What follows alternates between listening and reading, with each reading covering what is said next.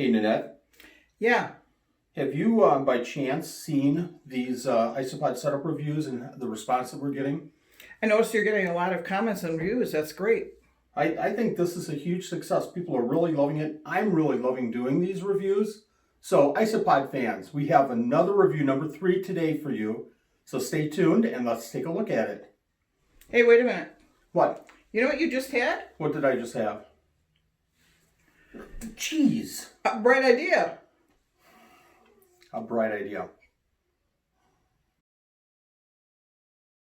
The Isopod vlog. First of all, I want to thank everybody that submitted a video for me to review their Isopod setups. I'm going to keep this very, very constructive. This isn't to belittle or make fun of anybody. This is straight, let's all learn from each other and take a look at our Isopod setups and see if we can make improvements to keep our animals healthier and eventually maybe to get more babies. I put a question out last week asking people if they would submit a 1-minute video talking about their Isopod setup, showing the Isopod setup, letting me know how they set it up, what animals that they're keeping. Then what I did was take those videos and edit them down and take a look at them and critique some of the points about those Isopod setups. At the end of their videos, what I'll do is give a little summarization, kind of an evaluation. It's not a grade by any means, just an evaluation and some suggestions of how they can improve their setups. If you want to be part of this, simply leave a comment below and say, Wally, I want to be a part of this. And I'll get in contact with you and you can submit a really short video describing your Isopod setup and we'll talk about how to improve it.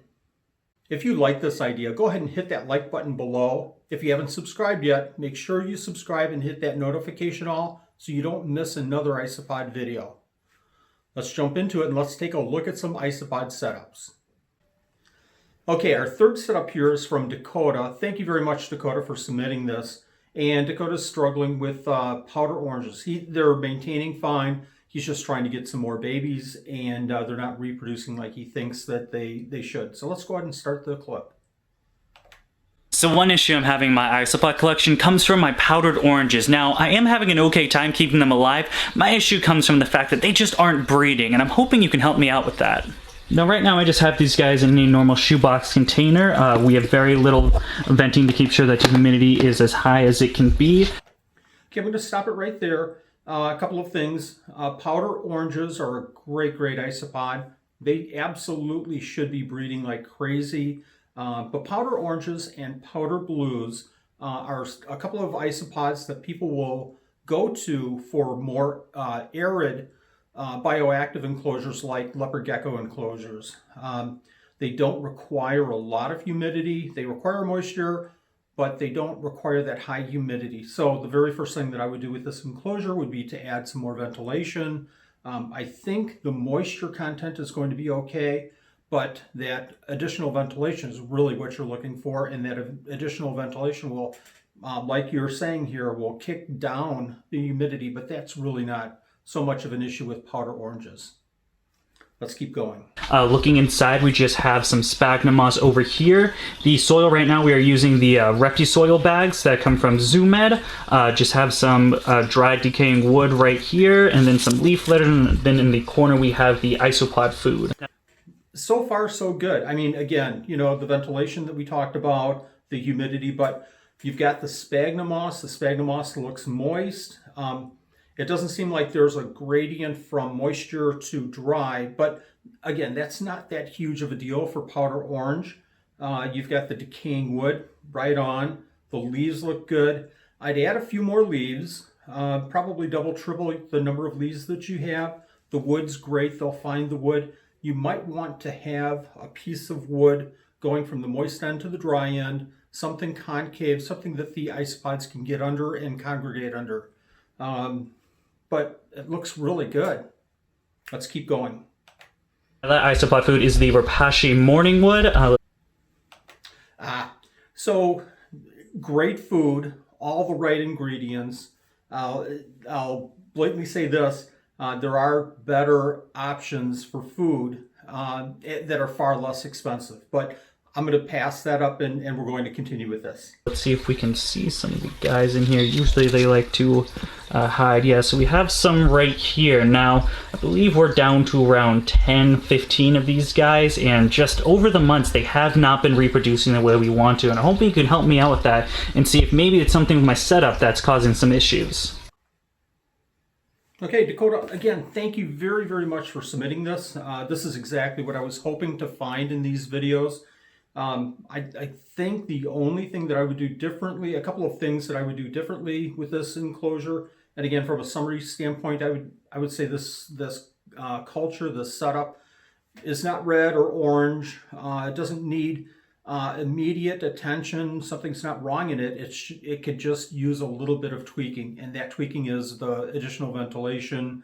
I'd put some ventilation on the top, some ventilation on the sides. And maybe I'd push that sphagnum moss over to the side to keep a more gradient area. I would certainly put a block of wood, cork bark or something in. Natural bark would be fine. Something to give them an area to go under. The substrate looks great. The moisture content looks great from what I can tell from the video. I think you've checked like 9 out of 10 boxes here. I think if you can add that additional ventilation, you're going to see babies like crazy in this tub. So keep the moisture up about once a week, feed about once a week, and I think you're going to be seeing a lot of babies here. Thanks again for the submission.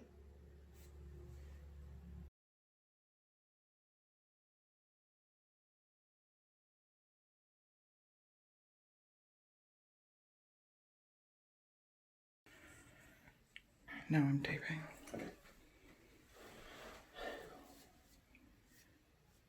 Hey, Nanette. Hi. No, just natural. Said hi. You said hi to me earlier in the day, son. So we have a new video, Isopod fans, for you to watch today. Let's get right to it. Hey, wait a minute. What? Do you know what you had? I don't ever hear my line. That is add some more ventilation, get some more of the airflow going through this tub, and you don't really need as much humidity. But we'll talk about more of that a little bit later in this clip. Looking inside, we just have some stuff. Oh, this whole thing's